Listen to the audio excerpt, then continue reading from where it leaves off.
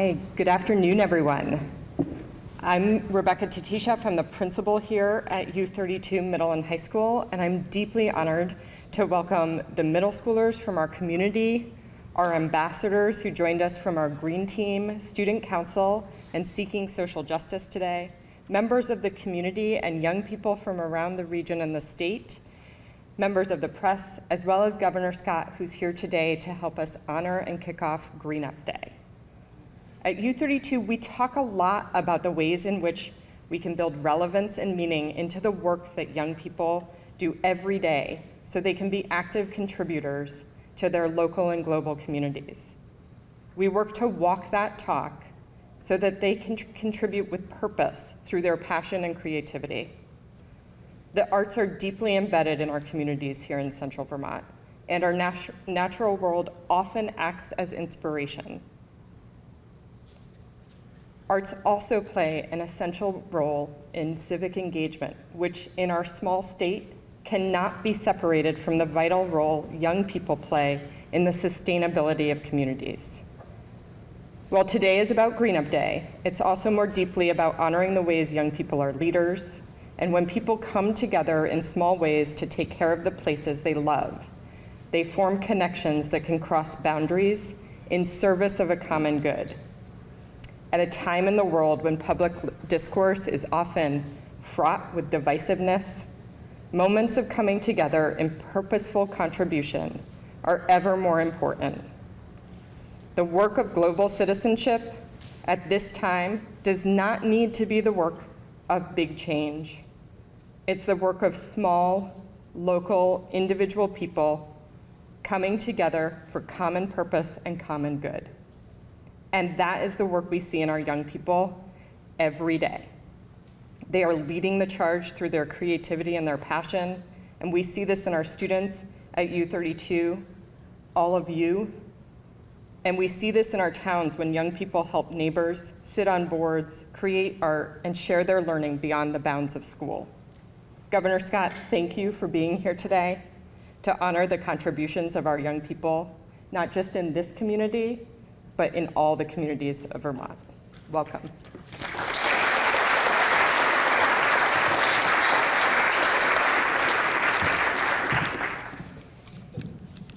Well, good afternoon, everyone.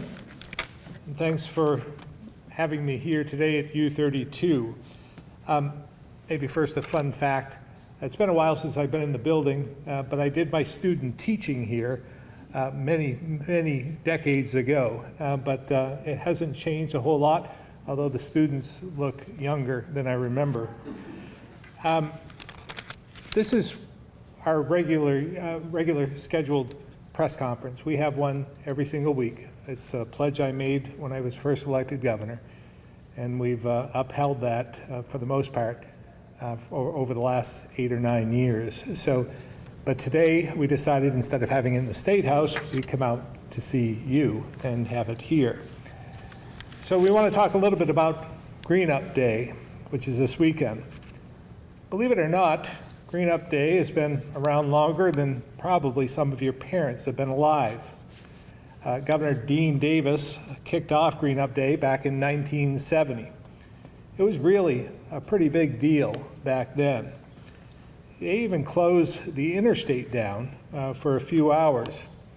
There were school buses full of kids out cleaning up, and thousands of volunteers were picking up trash along our roadsides. Fast forward to today, Green Up Day, which is always the first Saturday in May, has become an important part of what makes Vermont so special because of the thousands of volunteers who take the time to clean up their communities for all of us to enjoy and be proud of. This wouldn't be possible without the help of many, like our town coordinators. I was one when I was younger, and corporate sponsors. Some of them are here today. I'd like to thank them for their hard work and their dedication. We're also joined today by winners of the Green Up poster and writing contests, both long-standing traditions of Green Up Day, an example of just how important this is to our students, families, and communities. And I hope everyone will take some time over the next few days to help clean up. Because if each of us does our part, a lot will get done. But giving back isn't limited to just one day, one weekend, or even one month. It should be part of who we are every single day, whether it's helping out a neighbor or sprucing up a park or playground. There are opportunities all around us to get involved, so we leave our communities better than what we found when we came here. So together, we can make an incredible impact, but it's up to us to look for those opportunities and then act on them. And from my perspective, donating your time is as valuable as donating money, because it gets something done and you become invested. Just remember, doing good is contagious. So with that, I'll turn it over to Kate from Green Up Vermont.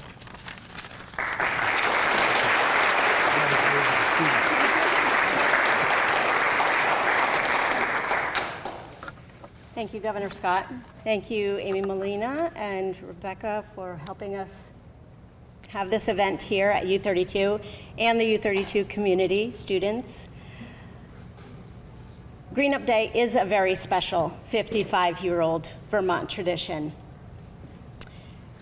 We must have the same speechwriter because you covered a lot of my detail. But fun fact, Green Up Day is actually 1 week older than Earth Day. So Vermont leads the charge there as well. So 55 years later, we're still picking up litter. I would like nothing more than to work myself out of a job, but the reality is that there's too much waste. A lifestyle of convenience has more than taken hold with single-use plastic drink and food containers, along with the plethora of other beverage containers that nearly all 250 city and town coordinators complain about seeing right around this time of year. Some of the litter is certainly unintentional with blowout from trucks, but sadly, some of it isn't. Green Up Day is definitely more than just a litter pickup day. It is a prideful mindset for those that do the work and who care deeply about the condition of our natural spaces. Every corner of Vermont holds its own beauty, from mountain hiking trails to lakeside vistas. The state is a playground for every season and offers something that everyone can do. And once one makes a visit to Vermont, they fall in love with the beauty that we get to live in. I often hear, boy, I wish our state was this clean and had a program like Green Up Day. I like to think that the years and care that we have put in on Green Up Day and year-round play a major role in the success of Vermont's tourism industry. So many folks clean the roadsides on their daily walks year-round, so why do we get so excited for the big day? Green Up Day is about picking up litter, but it is really so much more than that. It's neighborhood camaraderie. It is the common love that people feel for this state and for the environment. And it is the impact we have on how participants live for the rest of their lives.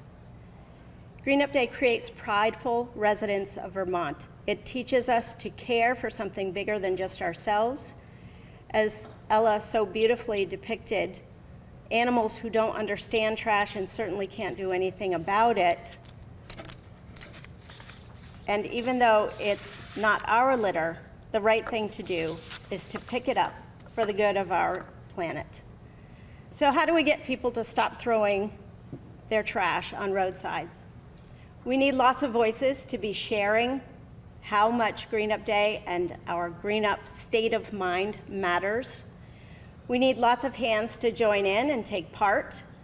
Cleaning our planet is the epitome of many hands make light work. Picking up litter is something that everyone can do, from the smallest of hands to the oldest of hearts. And once you take part in a Green Up Day, something within changes. You will never throw trash on the ground.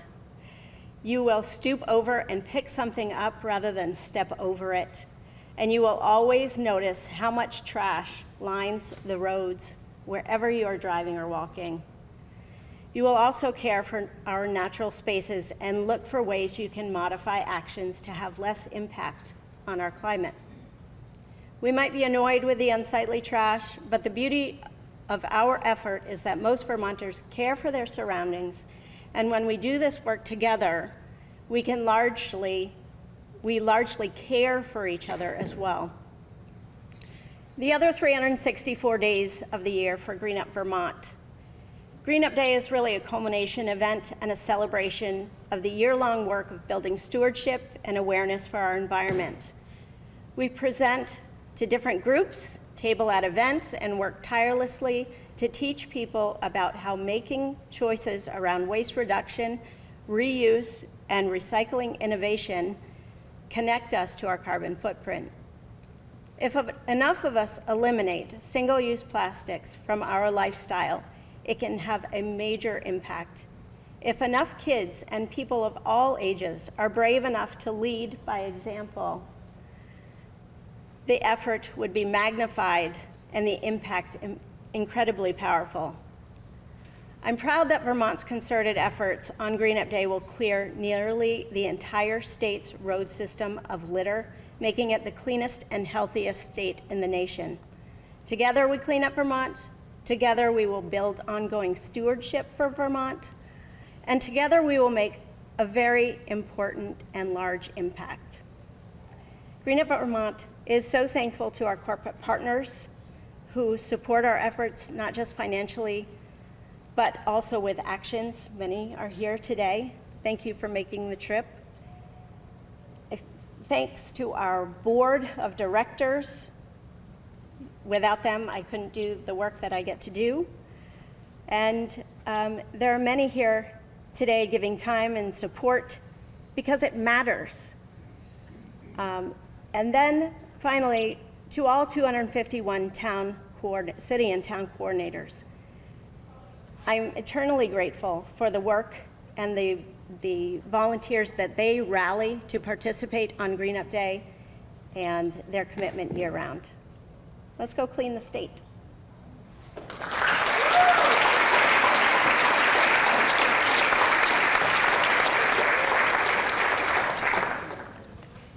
We have some young people here that start this work, and it's awesome every year. We have a video contest. We also have a jingle contest, a writing contest, and art contest. We'll start with the video contest. It was judged by WCAX on-air talent John McMahon.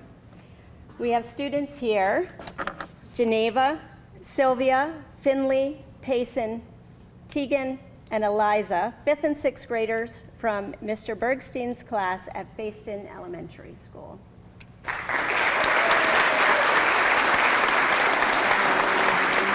I think we're going to show the video. Yep, please.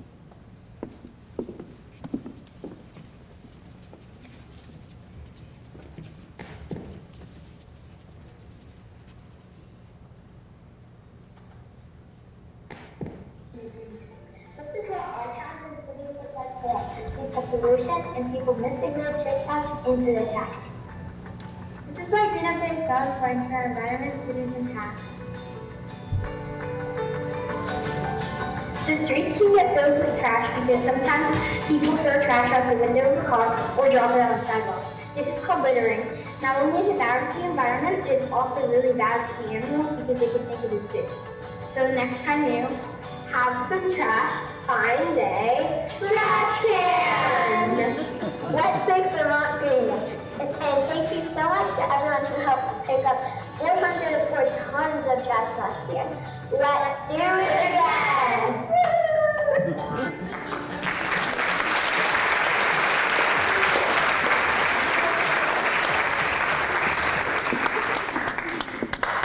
Nicely done, ladies. Our jingle contest was judged by Great Eastern Radio on-air talent Betty B. and Stevens Blanchard. We couldn't decide on just one jingle, so there were two chosen. A long format jingle whose winner is Thomas Schramm. Do you want to step forward? grade 8, Shelburne Community School, and teacher is Wendy Hallett. Amy? Oh, other one.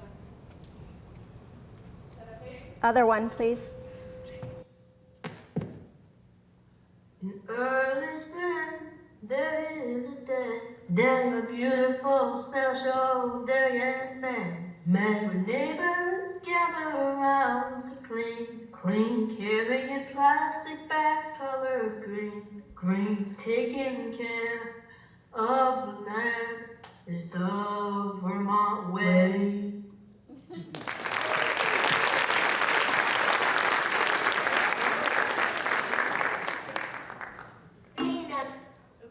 The short format jingle contest winners are Millie M.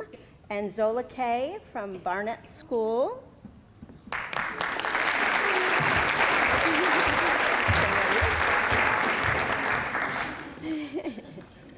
Their teacher, Mike Erickson, is the music teacher for Barnett, Walden, and Waterford schools. Vermont, green up Vermont, hooray! Let's go pick up some trash today. Green up, let's go pick up some trash.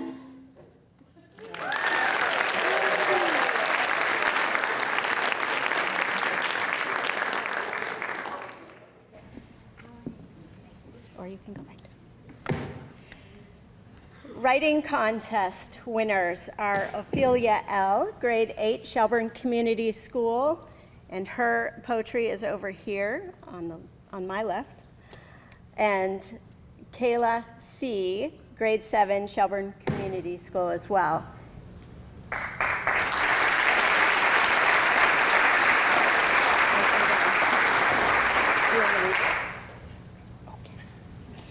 Thank you. The Armand Poulin Memorial Green Up Day Art Contest is the longest running contest, and it's judged by David Sheets, who is the curator of the Vermont State House, and Hale Ritchie, who is a longtime judge and supporter of Green Up Vermont. We have 4 categories. There's a K through 4 category winner, who is Owen W., grade 3, Underhill Central School.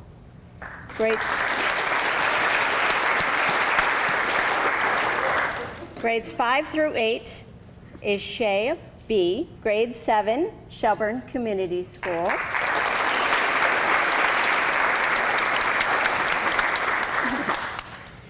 Grades 9 through 12, category winner is Madeline H., grade 12, Blue Mountain Union School. And the overall winner of this year's poster art contest, and her art dons our poster and all of our marketing materials, is Ella T., grade 11 of U32 High School.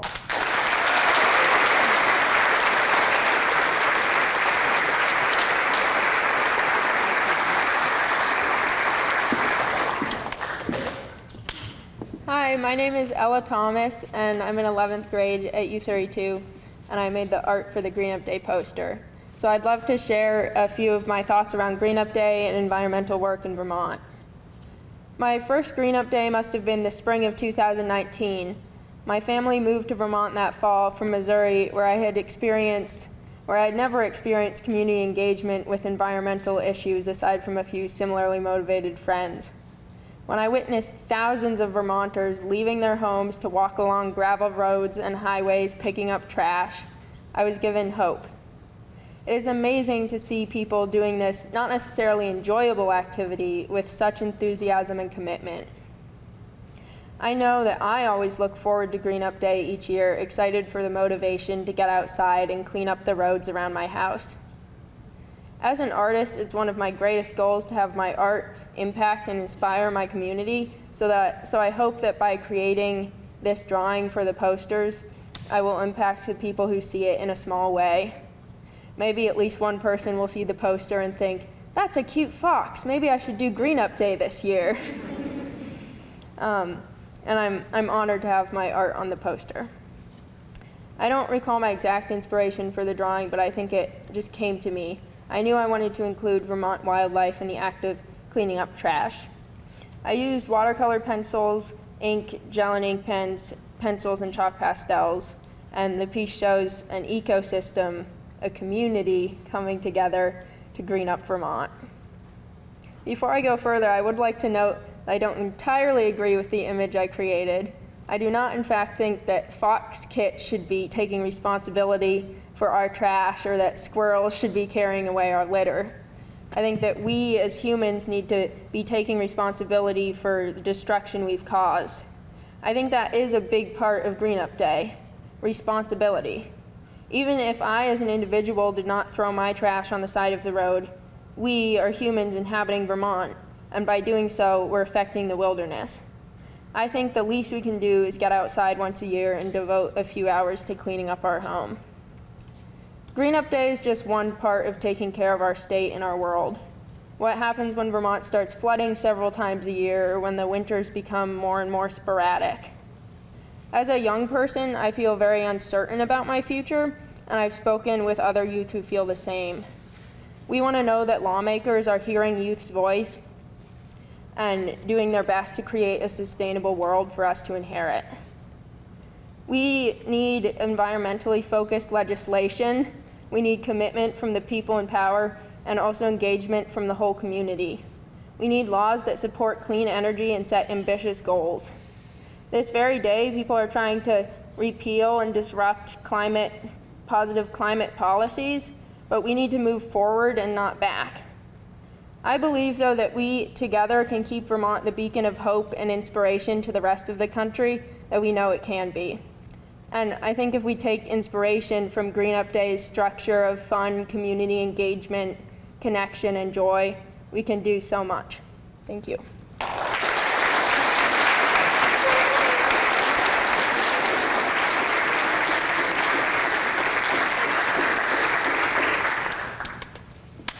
Thank you very much, Ella. Eloquent words and very inspiring. And congratulations to all of you, the contest winners. This was really very special. So now is the time when we open it up to questions. What we're going to do is we're going to have on-topic questions first, and we'll take them from students and audience, and then we'll go from there. Now, some might be for some of you, so you can stay if you'd like, but you don't have to. But they may have some questions for you as well. Same with you, Kate. So any questions from the students at this point in time? On topic, Green Up Day kind of questions. Yes? What's the most trash you found within one day? If you could just say it a little bit louder. What's the most amount of trash you found within one day? Oh, the most trash found in one day. We tried to turn it into a lot of fun. I've been doing it since I was probably around your age. I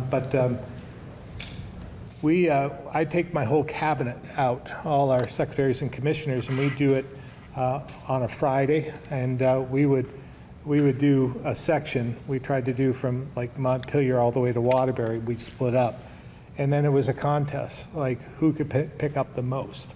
And who could have, and we made some fun, had some fun with it as well. What was the most interesting thing you found? And there was some pretty interesting things on the sides of the road. But as well, money, we found money along the way as well. That was always interesting. When I was a coordinator in Elmore, Lake Elmore at one point. And we tried to make it, again, interesting. So we put prizes in trash that we would put along the roadside so that we could get people out there so that they would engage and pick up roadside litter and then benefit from it as well. So I don't know how much in weight, but we would have probably a 16-yard load of trash and rubbish and so forth that we found on the side of the road by the end of the day. Yes? To add on to the previous question, how much trash did you find in one spot? How much trash in one spot? Yeah. It is interesting. It's sporadic in some respects. It seems as though, and I've just noticed this, and interesting over the years, I travel a lot of miles. I did so before I became governor. I was in the construction business, so I would travel all over the state almost every day. And over the years, I've just seen less people littering. I don't see it, but I know they do it. But I don't know why or what time of the day they do, but it seems like I see a lot on the ramps off the interstate in particular. And I don't know if people want to get rid of their trash and throw it out there. I also see it in different areas. It'd be the same type of trash, the same containers, the same whatever it was in the same place that I cleaned up the year before. And so I think people just do that, whether they have something to drink on the way home and they throw it out in the same spot.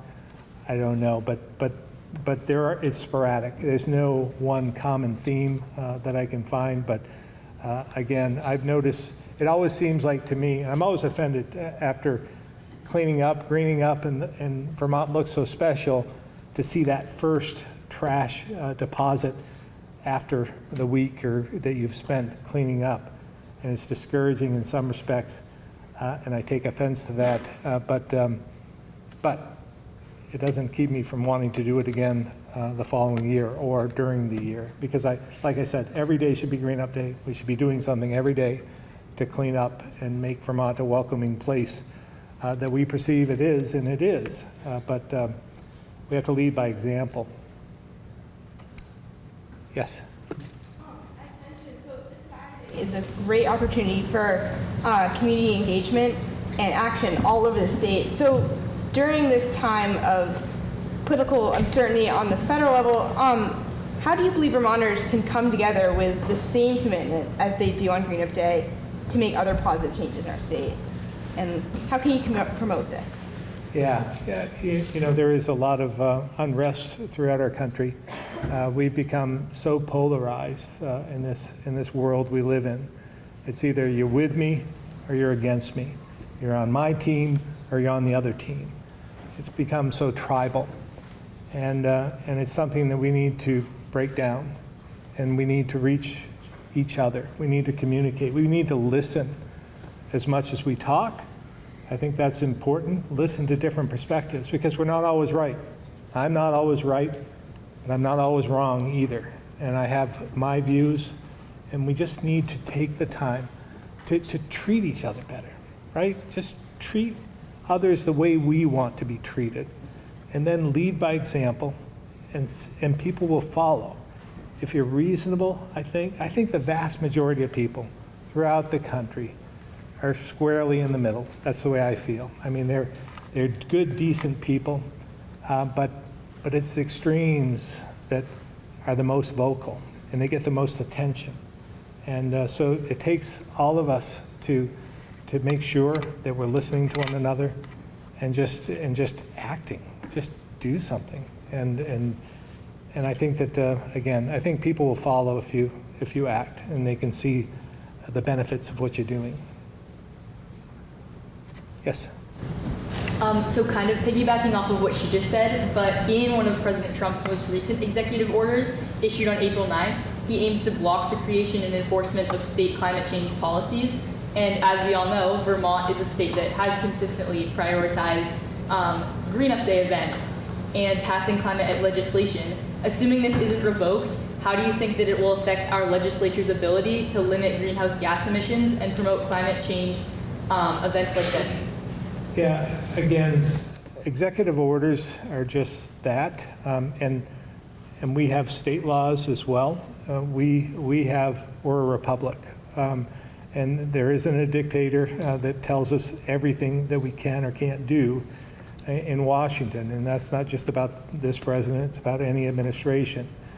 So that's why the states were formed before the federal government in some respects. So we have a role to play. So we need to continue to, again, respect the rule of law, federal law we have to adhere to, but at the same time, we need to do what we think is right. And again, I think we're doing a lot of good things in Vermont, but our biggest struggle, to be honest, is our demographics. We are one of the oldest states in the nation. We need more youth. When you look at the statistics, it was just 30 years ago that we've had probably 30,000 more students in our schools than we have today. And that's the reality. We also, and you can take these numbers, 14, 28, and 48. So the 14 is we have, over the last 10 years, 14,000 kids under the age of 18 than we did 10 years ago. The 28 is we have 28,000 fewer in the age group of 40 to 54, which is our workforce, than we did 10 years ago. And 48, that's the number of people who are over 65 than there were 10 years ago. So that's our challenge, and how do we fix it? We need more people. We need more youth. We need to grow our workforce. We need more immigration, which is kind of a difficult subject for some these days, but it's true. We need to be more welcoming. We need to bring more people into our state, and we need more housing in order to do that. So it's a complicated puzzle to solve, but again, if we just focus on what our needs are, because for all the things we want to do, it takes resources to do that. It takes a workforce to do that. If we need more houses, then we need more in the workforce in order to build them. So it all has to work together. Yes? You mentioned that student populations are decreasing. How can we continue to foster youth voice in initiatives like Green Up Day, considering the declining student numbers? Can you just repeat that? Yeah. So you mentioned that student populations are decreasing. So how can we continue to foster youth voice in initiatives like Green Up Day, considering these declining student numbers? Well, again, just because there's fewer of you, you're still pretty powerful, and you still have your voices. And it's still important that we listen to our youth and what our needs are. So I don't think you'll ever lose that. It's just the structure. Again, we're talking about education reform in Montpelier, something that I've advocated for, because we have infrastructure that's too big for the number of students that we have. And that's, again, a reality that we have to face. What we do about it, I think, is what we're discussing right now. But that we need more equity. We need more. You should be able to go to any school throughout the state and get the same education, whether that's up in Sutton or whether it's in South Burlington. It should be the same education quality. And that's what we need to strive for. It's not just about saving money, it's about providing equity. And to do that, sometimes we have to look at the infrastructure to make sure that that fits the size of the population we're trying to serve, while giving the best education possible, and maybe leading the country in that respect. Yes? What's your favorite part about participating in Green Up Day? Again, just the instant gratification of seeing all the good work, the hard work, and picking up the trash and seeing how much better it looks.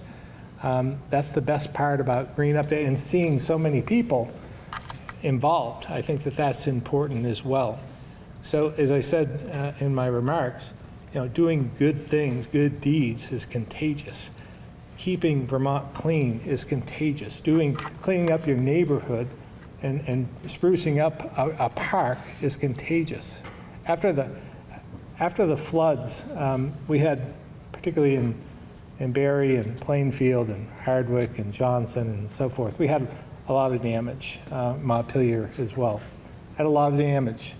And we all wanted to do something, but it was almost overwhelming. Look in Barrie and see the number of houses, number of people who at that point lost their homes.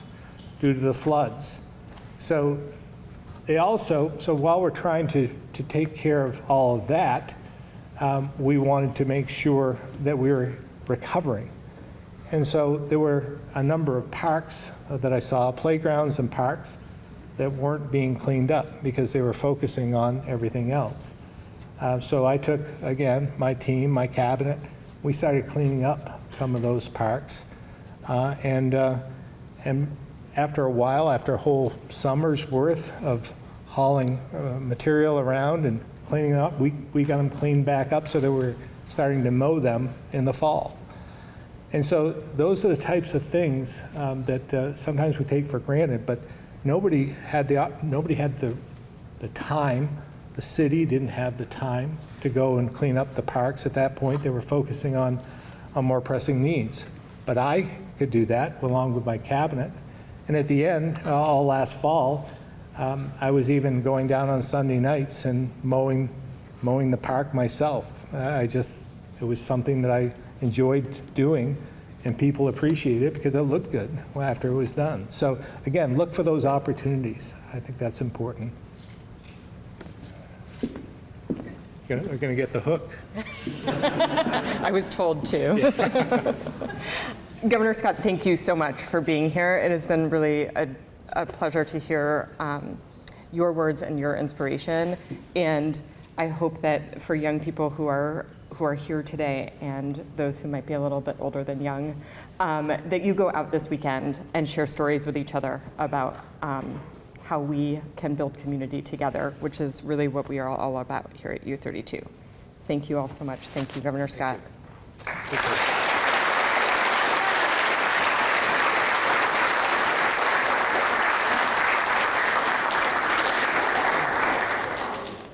And it is my understanding, U32 students, you are heading back to class. Members of the press, I believe there is some more time to ask questions after this. Does the press want to come down, or do you want me to go up there? I'm trying to think, has there ever been like a press conference kind of like this, taking questions from like kids or members of the audience, quote unquote? I don't know if there's ever been one like that. Seems like there has been. I think you did it at Spalding last year, didn't you? Yeah. Yep, you're right. Okay, yeah. We've done them at other places, maybe on a cabinet for a day or Yeah. Cool. Interesting. Yeah, just went right to left, and we just sporadically. Just go. Yeah. they always just talk over I each just other. want to make sure. All right, Governor. So I was wondering what areas, not specifically towns or counties, but what areas do you think need the most help to clean up? And I think every community needs help. There's never enough help to accomplish what we want to accomplish. So after Green Up Day, as I travel around the state, I see all the places that we've missed.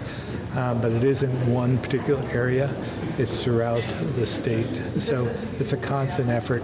We have a lot to do with our own resources. A lot of the VTrans crews get started and continue long after Green Up Day is over. So again, it's just an effort that we all need to continue to get involved. And I think the more people that can remember this and are inspired to get out there, the better. A federal judge in Burlington this morning ordered the release of Moshe Badawi. I'm sure you've seen it. Your initial thoughts, your reaction to this news? Well, again, as I said before, just wanted to make sure that Mr. Badawi was getting his due process, and he did. It sounds as though he did. And I also said that if there is evidence that there is something that Mr. Badawi was doing that would lead us to believe that he was a danger to our state and to our nation, then he should be deported. But if there's not, if we're just mad at what he said, then release him. So it sounds as though the judge couldn't, that the federal government didn't have the case that they thought they had, and the federal judge ruled him to be released. What do you see of the broader implications of this nationwide? A lot of eyeballs on that courtroom this morning. I don't know. You know, if there's one thing about this current administration, you never know what's going to come next. So we'll see. You said previously you were going to withhold judgment on the merits of the initial arrest. Do you feel like you have enough information now to say whether you think that Mosa Madawi? I don't know the details, and I don't know the case that the feds have made, but I do have confidence in our judicial system with the federal judge that was there, that was appointed, and obviously he felt that the federal case was not strong enough. So I have great confidence in what he did and trying to keep our nation safe and balancing the right of us for our First Amendment rights of free speech. You mentioned it, I believe, a week, maybe it's 2 weeks ago. The big bill is on the Senate floor this afternoon within the next hour or so. Anything changed from a week ago? Any kind of last thoughts before lawmakers? They've come a long ways. I don't know where we're at exactly, but I think they're far enough apart between the Senate and the House that there will be a conference committee, and we'll continue to weigh in with our concerns. But it's moving in the right direction. One element of the budget is a construct that lays out different scenarios for different levels of federal funding cuts if they materialize. Anything over 4%, they want to bring the General Assembly back. Do you think that's the appropriate?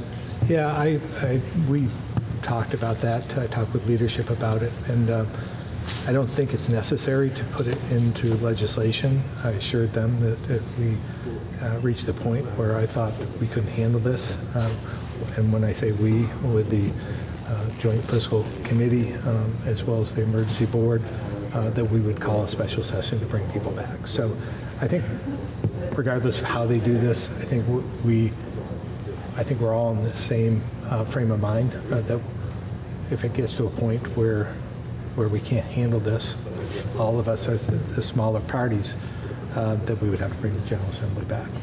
But it's not a non-starter for you to have statutory language that would trigger that. Yeah, I think it just depends. It depends on where the cuts are coming from and how the 4%, when you try and get so exact, you may be premature in bringing people back. It may be too long before you bring people back. I don't know. But that's in the Senate version. We'll take that up, and if it survives, we'll take it up with the conference committee. Have you and your people been attempting to read the tea leaves about what might happen as it relates to federal funding cuts to Vermont? Hard to do, to be perfectly blunt. It's much like tariffs. They change every day, right? When we were all very concerned about tariffs and what that meant, and we put a group together to try and measure that, and then they change the next day, and the day after, and the week after, and then come back. And so very difficult. I still don't know exactly what the ramifications are of the tariffs. So it's the same with all the rhetoric we hear out of Washington. If we just continue to react to everything that happens, we'll be chasing our tail, and we won't be focusing on the work we have here in Vermont. So I'm just, again, concerned that we focus so much on what all that means. And I don't mean we put our heads in the sand, but at the same time, it just changes so quickly. The budget, I'm sorry. The budget will also have a amendment tomorrow from Senator Beck to repeal the Clean Heat Standard and remove the private right of action of the Global Warming Solutions Act, something that you've proposed. It seems like this is the last vehicle of the year maybe to have a vote on this. If this doesn't go through like it's expected not to, what do you see the effect or the implications for the Global Warming Solutions Act and our commitments that we've made under that? Well, again, with the Clean Heat Standard, that was their promise. They said it was going to get an up or down vote when we got back the following year. And so far, I haven't seen the up or down vote. So I think the Republicans are right on this one. They should demand a vote, as was promised. In the Senate yesterday, the T-bill got prelim approval, but members from both parties kind of sounding the alarm on what the future of the transportation fund is going to look like, saying for FY27, we're going to have a $30 million hole to get $150 million back in match money. I know education overhaul is kind of the big plan this year, but what do you see for the future of transportation and not miss out and leave money on the table from the feds? Well, again, we have no intention of leaving money on the table, and we'll continue. We have advocated for some way to measure electric vehicles, for instance, to pay their share. So that's being moved forward, and I think that that's an area that we should look at further. I think they still have it in their bill that it would purify the transfer, the JTOC transfer, out of transportation, which at one point in time was $40 to $50 million a year for other purposes, general fund purposes. But now it was down to like 10 to 20, and that is being removed. So there are some other opportunities as well to make sure that we're keeping the transportation fund pure. And if the general fund has been overperforming, the general fund should take on that responsibility and not leave it to the transportation. So I'd say clean up the transportation fund first, and if we have to do something further, we'll have that discussion.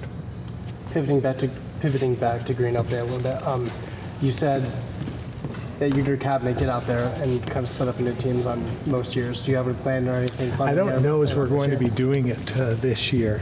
There's just a lot going on with the legislature and so forth. So taking our entire cabinet out of the State House during this critical time is going to be difficult. So I don't think we're going to be doing anything coordinated. Some are going to be going out on Saturday. I'll be going out maybe on Friday afternoon, maybe some on Saturday. I have a commencement address at Norwich in the morning, so I won't be available then. So I'm sure we'll be all doing it, but it won't be a coordinated effort, I don't believe. Just quickly, speaking of legislation, can you point to any other specific things that your administration has proposed that is, towards your climate policy, and how does Green Up Day fit into the broader agenda? Green Up Day just naturally fits in to our tradition. It's the way we're built, and I think it's a great example of what Vermont's all about. So I don't know if there's anything specific in legislation we have to have in order to do that. I think it takes each and every one of us individually just to get up in the morning and go do it. And so we'll be advocating for that. In terms of climate policy, we have a number of initiatives, ongoing initiatives. Our Secretary of Natural Resources, Julie Moore, has been doing a great job in that regard. I've had concerns about climate policy in the past. I think it's too aggressive and actually punishes people along the way. What we need to do is bring everybody along, because I believe climate change is real. We have to address it, but we all need to be on the same page and moving in the same direction. And sometimes when you try and force something, people resist. And what I want to do is bring everyone along with us. And pivoting us back to something that you mentioned earlier, the education reformation in Vermont. So you mentioned equity being a big topic when you guys were working on this, and I think students and our community as a whole is wondering how you're planning on keeping that attention to specific community need and equity within the school system with these bigger districts and smaller school boards. Yeah, well, again, we'd have to put parameters within the law because part of Act 60, which is where all this somewhat started, they tried to address it, and because everyone deserves an equal education. Well, they tried to do it with money. It was about money. But as it turns out, different districts were spending the same amount of money per pupil, but some were in danger of not providing the equity that's needed. So that's the part that was missing. So we believe that we have to make sure that everyone gets art, music, AP courses, and so forth that they need in every school, not just the big ones. And so that's important to us, and there'll be parameters within the law. This is going to be a transition over a 3-year period at best. And that's why I've been so adamant that we have to pass something this year, because it's going to take 3 years to transition to what we see in the future. And if we stumble, if we falter and don't do anything this year, it could put us years behind. And we need to do something now. Yeah. Sorry. So just also bringing us back to like the specific community need, because there will be smaller school boards and larger districts. How would you say, which Vermont likes to uphold their standard of paying attention to the smaller details. So how would you say that that's going to be affected with these bigger school districts? Because there will be some loss of local control. Yeah, there will be, but I would argue that we haven't had local control for quite a while in some respects. And when you think about, just think about the legislature, for instance. We have 30 senators, 150 representatives, and they represent the whole state, one body, legislative body. So it can be done, but we have to make sure we're listening. And those smaller districts, smaller number of districts, larger districts, but smaller number, and that's the smaller boards representing a larger area, need to listen. And I think we can still have opportunities for the traditional school boards to be in place to advocate for their position in their community to this board, so a larger board. So again, I think it can be done, but we just have to pay attention to how. Yeah, pivoting back a little bit to climate policy, you have a bit of a unique perspective because you've been governor through the first Trump presidency, then Biden's, and now another Trump administration. How can we stay consistent with our statewide climate goals when we have differing federal climate change policies that are kind of been very inconsistent through the past few years? Yeah, well, again, we have to deal with whatever we end up with in Washington, right? That's a reality. But at the same time, we can look for ways, instead of just resisting all the time, let's just figure out how we get to our goal in another way. And we have to be smarter about it, more strategic. And there's all kinds of ways to do that. So we'll be continuing to do what we think is right here in Vermont, regardless of who's in charge in Washington. Yeah, and you said that you want to, with your climate change policy, you want to be bringing everyone along. How do you propose doing that? Like, what does that mean? Well, again, first of all, to convince some people that climate change is real, and I think that that's difficult. A lot of people take that as that tribalism. You're either with me or against me, and I think they just need to be convinced, showing them the science, the facts, and they'll come with us as a result. And that will make it far easier to accomplish all our climate goals if we have everyone somewhat pushing and pulling in the same direction. Maybe 2 years of flooding, maybe we'll... Well, we had 2 years of flooding. 2 years of flooding in a row. Yeah, right? we did, as you remember. It gets people on board. Yeah. And there are more that do that. Go ahead. I was going to say, this was discussed before, but as the governor of Vermont, you have been adamant in your work to lower carbon emissions and maintain sustainability, yet you have repealed the climate action plans in place to achieve these goals. So how do you plan to continue supporting climate action in Vermont with these repeals in place? Well, I didn't repeal anything. All right. I vetoed the bills to begin with, but I was overruled. So they are in place now, much to my disagreement.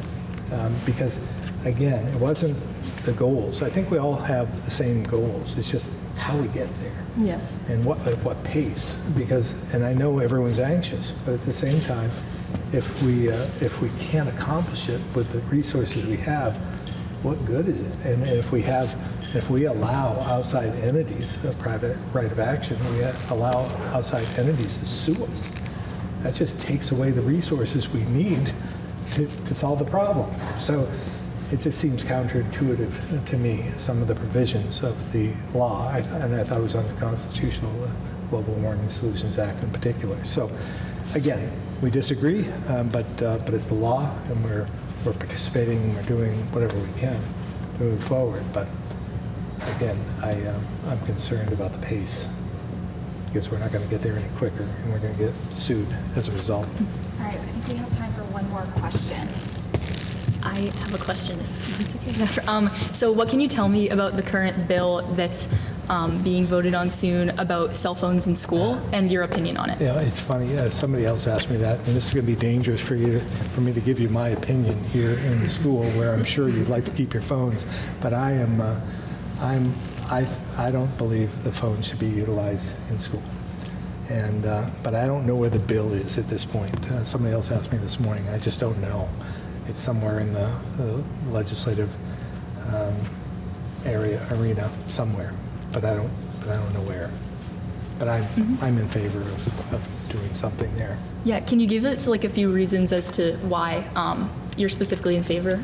I think it's when you have your phones, I do it myself, and I see even my cabinet members, we have a cabinet meeting, we're all somewhat on our phones instead of listening to each other, and I think that's unfortunate.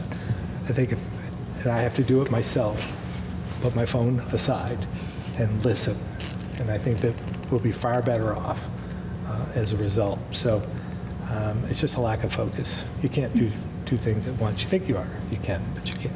Okay, thank you. Thank you. Thank you all. Thank you. Thanks.